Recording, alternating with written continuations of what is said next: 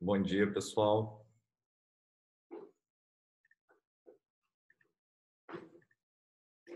Então, vamos começar a aula de hoje. Então, eu queria continuar a discussão de teoria de perturbações independentes do tempo.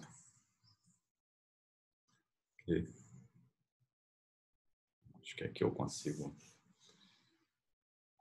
fazer um negócio legal para vocês. Então, continuação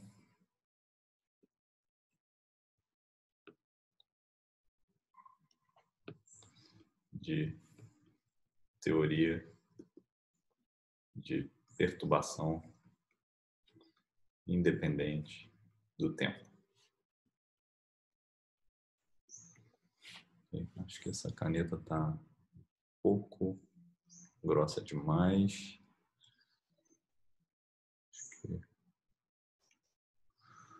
Tá bom.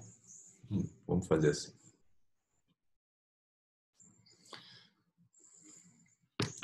Ok? Então, o que a gente viu na aula passada, né? A gente viu que a gente começa com uma perturbação H, com uma hamiltoniana H, que é uma hamiltoniana H0, conhecida, mais uma perturbação H1. Certo? Essa perturbação supostamente é pequena, né? E a gente conhece o espectro desses caras aqui, do H0. Então, eu conheço os autovalores, que eu chamo de N0. E eles têm autovetores N0, N0. Certo?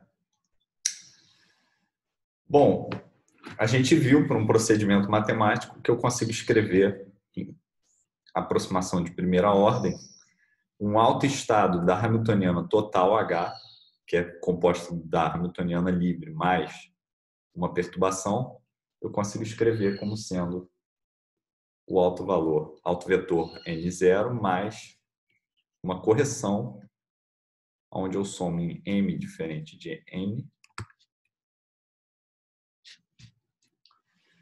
Eu vou ter M0 e aqui a gente vai ter M0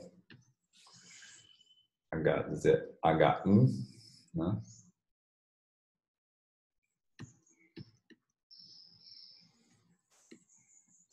N0. Aqui a gente vai ter N0 menos 0 M0. Então tem que somar para N diferente de N. Certo?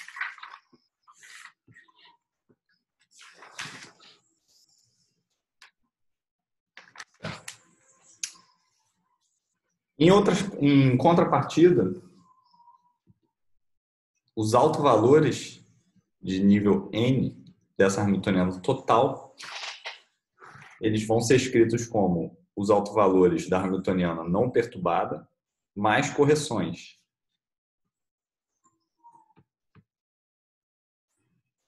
Delta, que é delta N0, a energia não perturbada, mais uma correção para N de ordem 1, mais uma correção para N de ordem 2 e por aí vai. Aqui por aí vai também. Então, tem correções de segunda ordem que eu não estou escrevendo aqui, mas que são importantes.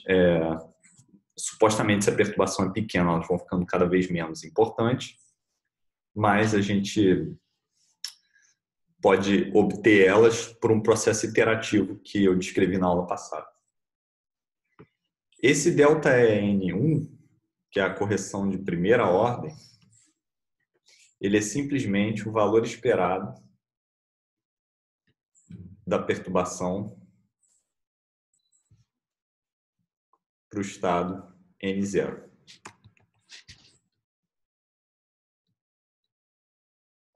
A gente viu isso. Já o ΔN2, ele vai ser uma soma em M diferente de N do módulo de N0 H1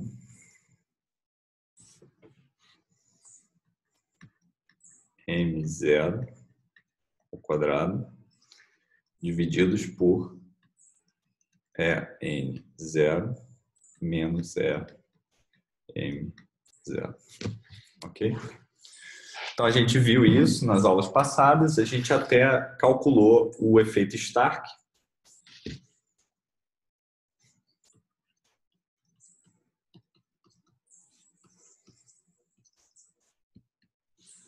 Que era um campo elétrico constante.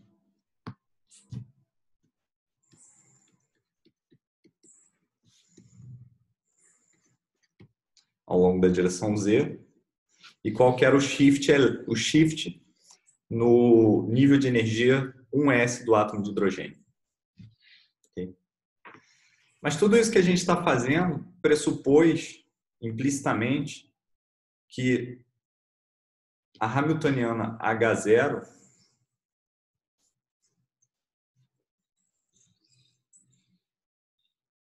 é não degenerada.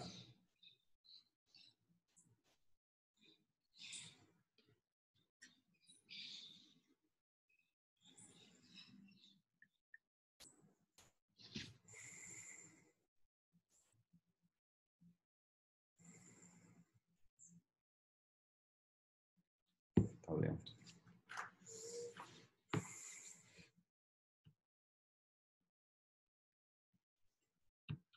Certo? Hoje a gente vai ver o que acontece se ela for degenerada. Então, quero estudar o caso degenerado. No caso degenerado, né, esse termo aqui não pode ser pequeno. Porque para algum nível n diferente de m, eu vou ter a mesma energia e isso aqui explode. Tá certo? Então, a condição de que M0 H1 N0 divididos por N0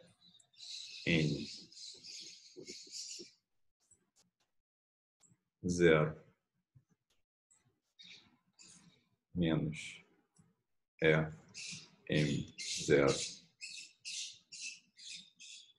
em módulo, né?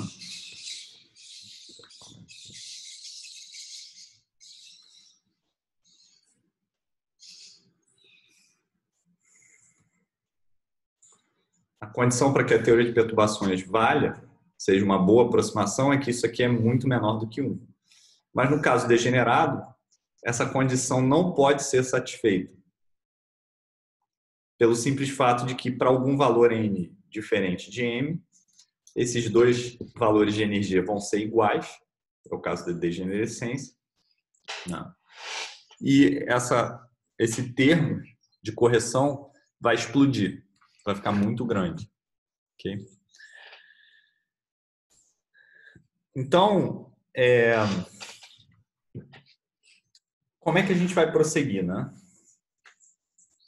Então, cada caso é um caso, mas a ideia geral vai ser a seguinte: nós temos então, né, a seguinte ideia: eu tenho a hamiltoniana H0, ela é degenerada, então eu tenho psi vezes um nível de energia psi, esse é um autoestado, né? E eu vou ter um H0 aplicado a um estado φ diferente de psi, né? E o φ também tem a mesma energia. Certo? Mas repara que se eu aplicar H0 a uma combinação linear de psi e φ, esse cara também é autoestado com energia E.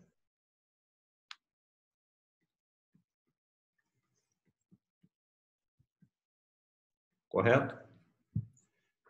Então, eu posso escolher combinações lineares arbitrárias desses estados degenerados, certo? Para escrever o meu problema de teoria de perturbações. Ok? Então, eu quero achar... Não, faltou um zero aqui, perdão. Queremos achar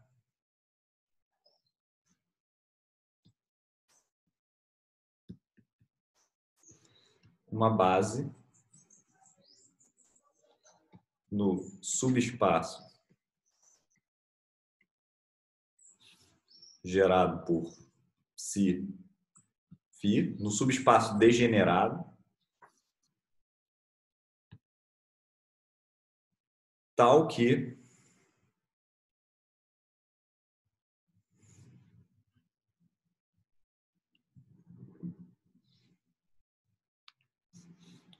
a perturbação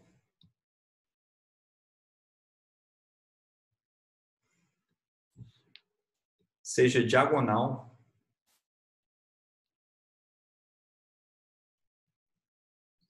tem que esperar um pouco porque está muito lento.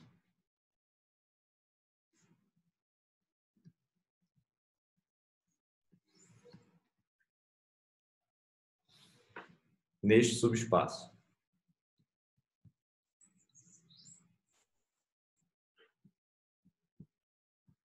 Por quê? Porque aí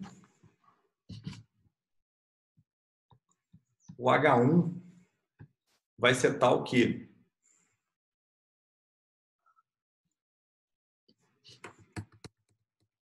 digamos que eu encontre a base, né? E essa base é psilinha, filinha. Onde psilinha e filinha são combinações lineares de psi e φ. São objetos dessa forma daqui. Ok? Se nessa base o H1 é diagonal, isso significa dizer que termos dessa forma vão ser iguais a zero. Então, quando eu repetir o processo de teoria de perturbações, a conta que eu fiz há 2 aulas atrás, eu não vou ter termos que explodem dessa forma daqui. Porque esse numerador, de cara, ele vai ser zero e não vai ter nada para dividir. Okay? Então, nesse caso,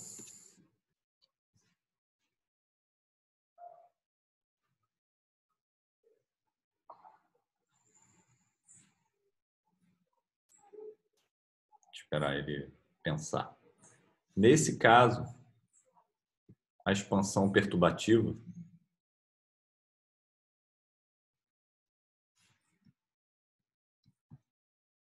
será bem definida.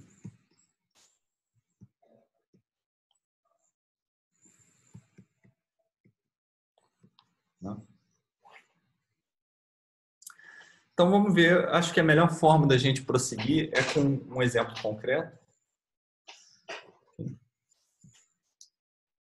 Então, o exemplo concreto que a gente escolhe está no Shankar. É o exemplo que ele dá, né? No espírito da aula passada, também é o efeito Stark.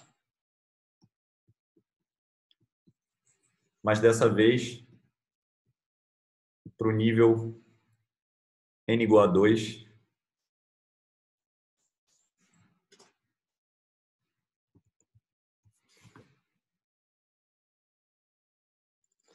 no átomo de hidrogênio. Ok? Então, esse é o exemplo que a gente vai analisar agora. Então, como é que fica a minha perturbação? A perturbação é H1. Ela vai ser a carga do elétron vezes um campo elétrico vezes o operador posição Z. Então, exatamente o que a gente já viu na aula passada de perturbação. Okay? Agora a gente lembra, né, que a gente vai ter para o átomo de hidrogênio, né?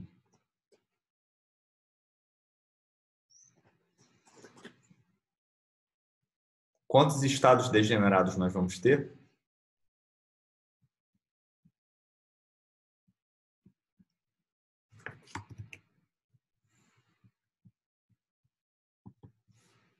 A gente vai ter que somar de L igual a zero até N menos 1, porque isso era uma condição no átomo de hidrogênio. A gente viu lá em quântica 1, nas últimas aulas de quântica 1, eu me lembro.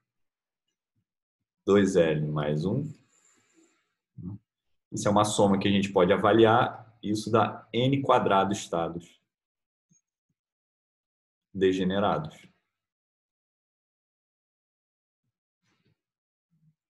Okay? Para o N igual a 2. Então, para N igual a 2, eu vou ter 4 estados degenerados.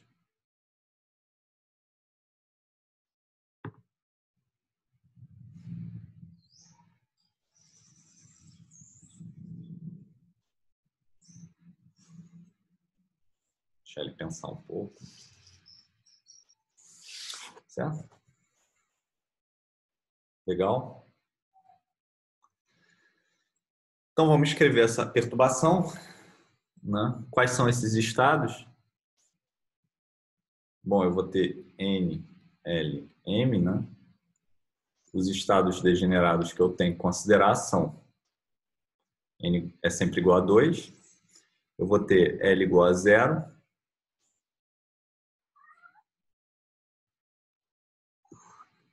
M igual a 0. Eu vou ter N igual a 2, L igual a 1, M igual a 0.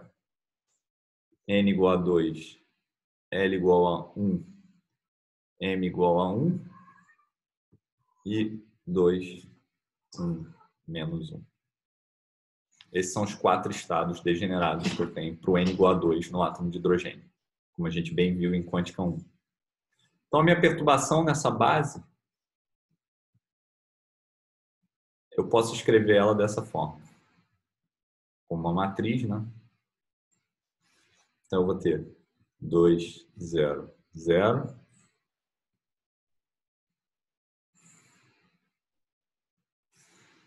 Eu vou ter 2, 1, 0.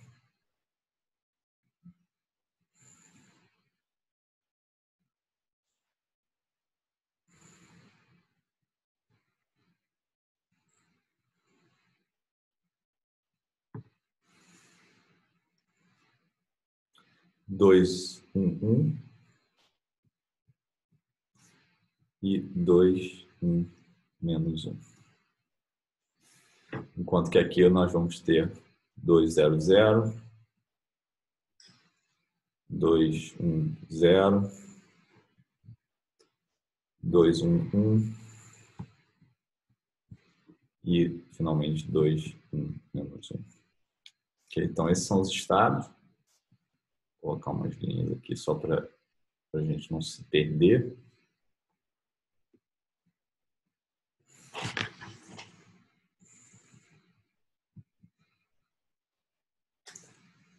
Gosto de escrever matriz assim como uma tabela, né? Porque a gente não se perde.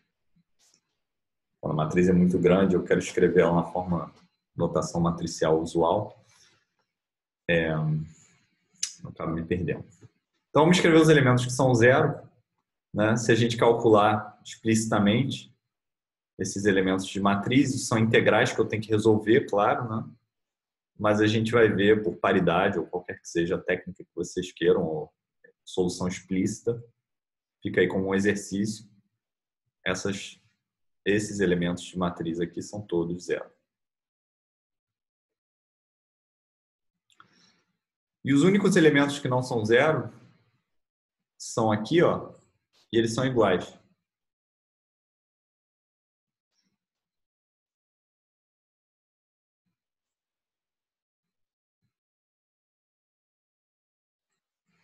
Deixa eu pensar um pouco. E esse cara, ele vai valer o valor esperado, não, o elemento de matriz, perdão, 2, 0, 0, Z. E aqui a gente tem 2, 0, 0. Não, 2, 1, 0, perdão.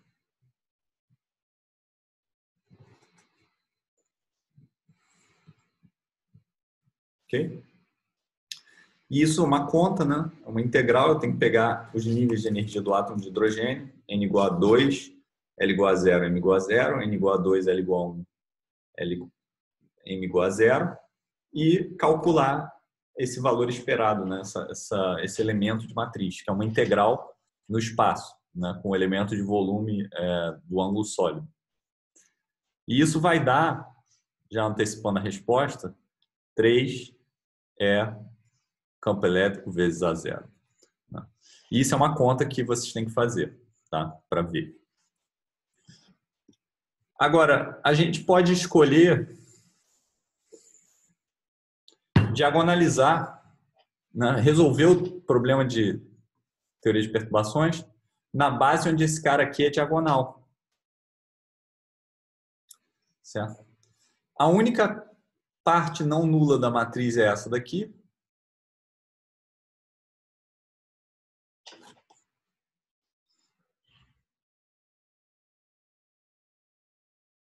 Tentando. Nossa, foi muito.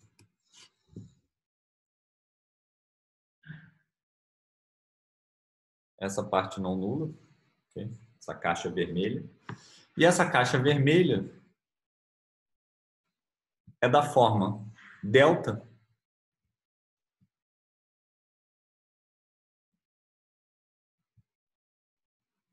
vezes a matriz de spin de Pauli, sigma x.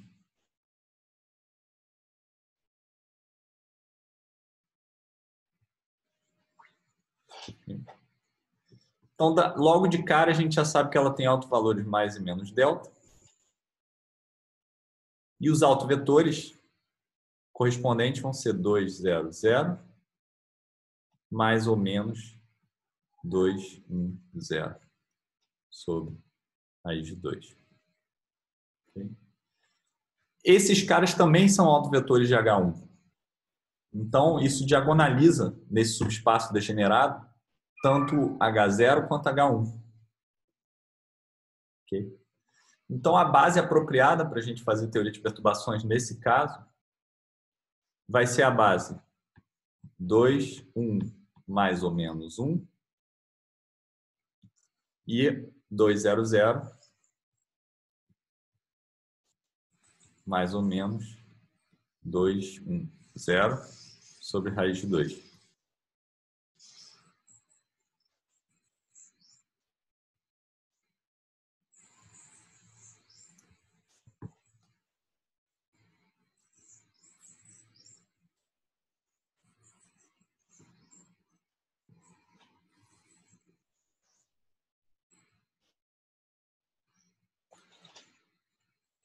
Ok?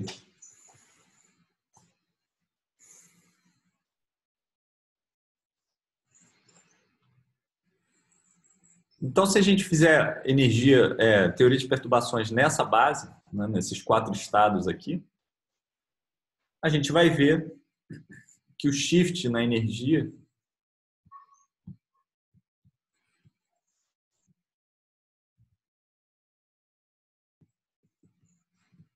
é mais ou menos delta para esses estados aqui. Okay? Dependendo se ele é mais ou se ele é menos. Okay? Então, em outras palavras, nessa perturbação, na presença de degenerescência da hamiltoniana não perturbada, a perturbação introduz, né, um shift de energia na base de autovalores, na base de autovetores, que é dado por mais ou menos delta. Okay? A gente não poderia concluir que aquele shift era zero por paridade logo do início, porque tem degenerescência e a condição de validade de teoria de perturbações naquela base, né, na base original, né, nessa base aqui, não seria satisfeita.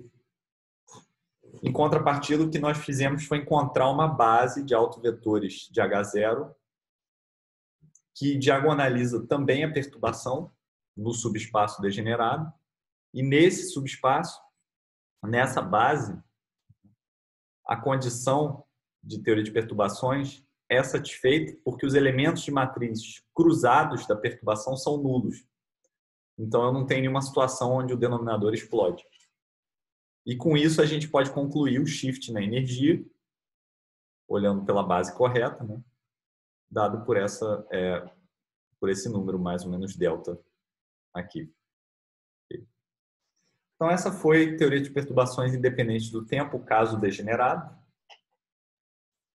Eu espero que tenha sido claro, mais uma vez. E logo mais nós vamos ter nossa sessão de dúvidas. Encontro vocês lá. Espero que estejam todos bem. Até já.